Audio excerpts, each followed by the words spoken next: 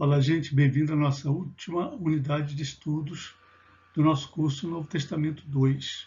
Espero que as 3 unidades anteriores tenham sido, assim, muito bacanas, né? Satisfatórias, tenham acrescentado algo ao seu conhecimento do Novo Testamento e agora, somado ao Novo Testamento 1, feito no semestre passado com o professor Israel, fechamos esta parte de estudos do Novo Testamento em nosso curso de Teologia. Nossa aula hoje, ou nossa videoaula, ela é sobre o Apocalipse, é a nossa última unidade de estudos, e nela a gente quer entender melhor do que se trata essa obra chamada Apocalipse, o Apocalipse cristão do Novo Testamento.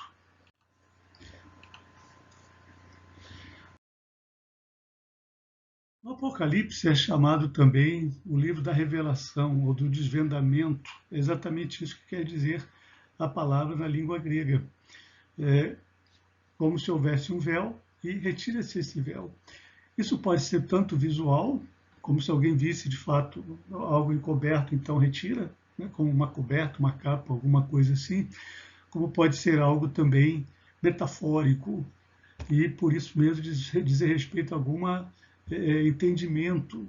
Então, tirar o entendimento de alguma coisa da qual se tem ignorância.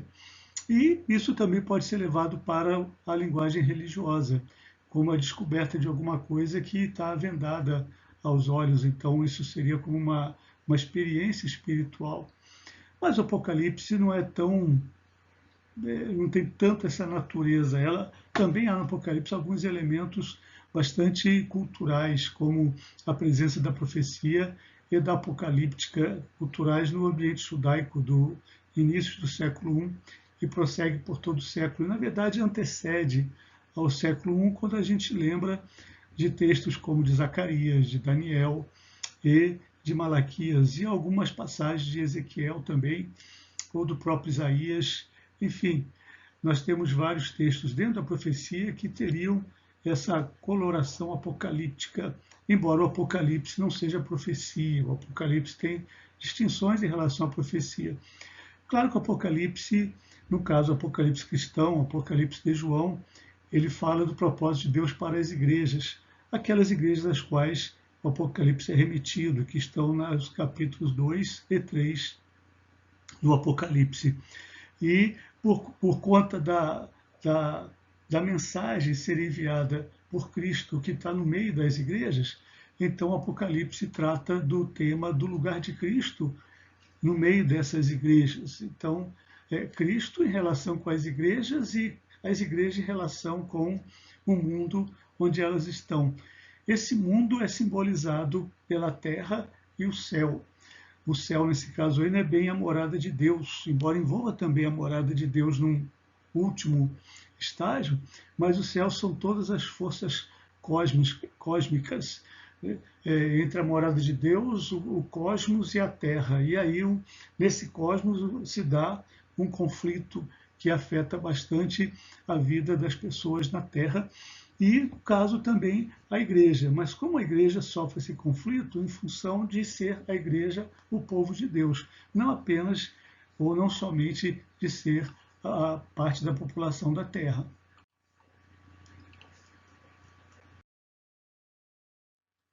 A gente pode dividir o Apocalipse em duas partes, né? ou três: um início, um final e um miolo, como se fosse de fato uma obra escrita com começo, meio e fim.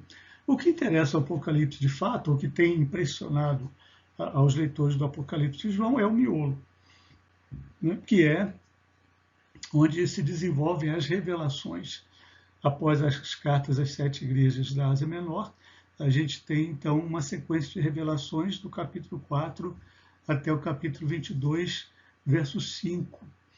Uma possível ordem para essas revelações, ou esses apocalipses, né, porque na verdade são vários apocalipses e não um só, contidos em um livro chamado O Apocalipse, a ordem possível seria dada no próprio capítulo 1, quando o Senhor diz para o vidente lá, o João, ele vai falar, escreve as coisas que viste, no que seria o capítulo 1, a visão do próprio Cristo, glorificado e revelador, né? Aquele que traz a mensagem para o vidente.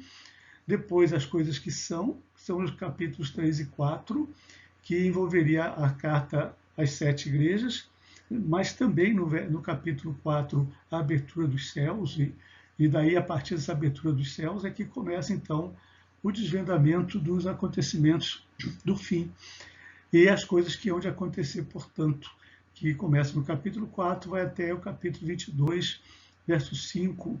Então, finalizando do capítulo 22, verso 6 até o 11, a gente tem uma conclusão do Apocalipse que corresponde ao capítulo 1, versos 1 a 20. Assim como no capítulo 1, versos 1 a 20, é um convite para que as igrejas elas confiem em Cristo para atravessar o difícil problema das coisas que vão acontecer. No capítulo 22, de 6 a 11, então, há o fechamento desses acontecimentos, novos céus, nova terra, nova Jerusalém e um mundo novo. Portanto, a gente tem uma estrutura aí, digamos, literária, né, uma organização literária para a obra do Apocalipse. É claro que aí esse miolo é que precisa ser melhor estudado, né, porque é uma sucessão de digamos, três fins, sendo que o primeiro fim engloba os outros dois, o segundo engloba o terceiro, e o terceiro é uma finalização do primeiro e do segundo. Essa estrutura do Apocalipse um pouco mais complexa é que a gente precisa compreender melhor, e é claro, você vai estudar isso melhor na sua aula.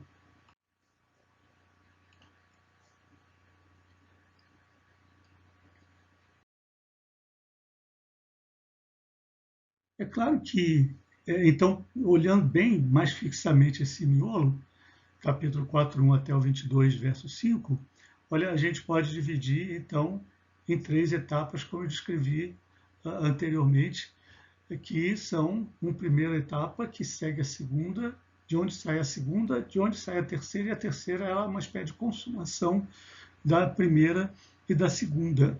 Nós temos, na segunda etapa, capítulo 4, 1 até o 16, 21, as duas visões do livro. Então, tem um primeiro livro, depois tem um segundo livro. O primeiro é o livro dos 7 selos, que tem seu desenvolvimento até o capítulo 9, mas há uma suspensão para as outras atividades. No capítulo 15 ele retoma, e no verso 1, depois de novo no 5, verso 5 a 16, e depois no verso 21. E a gente tem um pequeno livro, que é tirado da mão do anjo, ou comido pelo João, e que é explicado seu conteúdo no capítulo 10, de 1 a 14, verso 20, e no capítulo 15, de 2 a 4. Então a gente tem aí para estudarmos, examinarmos bem o conteúdo de ambos os livros, a gente tem que, não pode restringir tão somente ao momento em que, aos textos que fazem referência direta a esses livros. No capítulo 3, a etapa terceira são as visões do juízo. Então, a gente tem do capítulo 17 até o capítulo 20, verso 14, e a gente tem o juízo sobre Babilônia, o juízo sobre a terra e os seus chefes. Então, são as duas situações humanas que têm trazido dificuldade, desconforto, e que vão ser para a igreja e que vão ser agora julgadas pelo Deus do povo de Deus, desse povo que é o Deus da igreja, por meio do seu mediador, emissário, que é Cristo, o juiz de todos. E na etapa 4 nós temos então a Nova Jerusalém, quando capítulo 21, verso 1, até capítulo 22, verso 5. A gente tem uma introdução, né, que apresenta introduz a chegada da Nova Jerusalém, e depois a descrição da Nova Jerusalém. Tá? Então a gente tem aí o que seria então os novos céus e a nova terra. Né?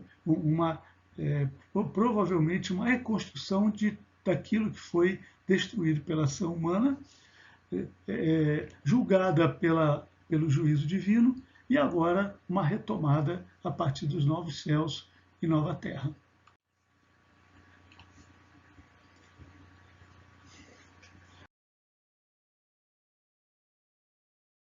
de fato, não é simples a gente avaliar o conteúdo do Apocalipse. E os esforços de interpretação dependem muito da localização do intérprete.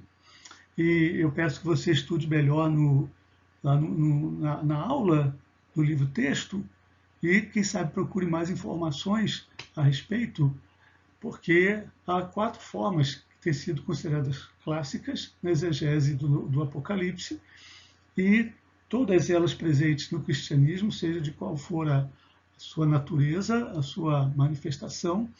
A gente tem a localização preterista, onde esse miolo que a gente estudou no slide anterior, ele se realiza na realidade histórica das 7 igrejas da Ásia Menor, por isso preterista, pretérito, né, aconteceu no passado. A histórica, ela entende que, com a localização histórica, o intérprete entende que aquelas questões, né, aquela narrativa construída de capítulo 4 até capítulo 22, verso 6, ela se adequa à história da igreja desde o seu início, representada assim nas 7 igrejas, mas continuando até o tempo do fim da igreja. Nós temos a localização futurista, que entende que após as cartas às 7 igrejas, a partir do capítulo 4, tudo que está dito ali diz respeito ao futuro da igreja, então seriam coisas ainda por acontecer na vida da igreja, sempre no seu futuro, claro, desde o presente que a igreja está localizada, se agora o século XXI, se for o século 31, é do século 31 para o futuro. E a localização idealista é aquela que vê como simbólica, representativa e referenciando uma espécie de transcendência do texto.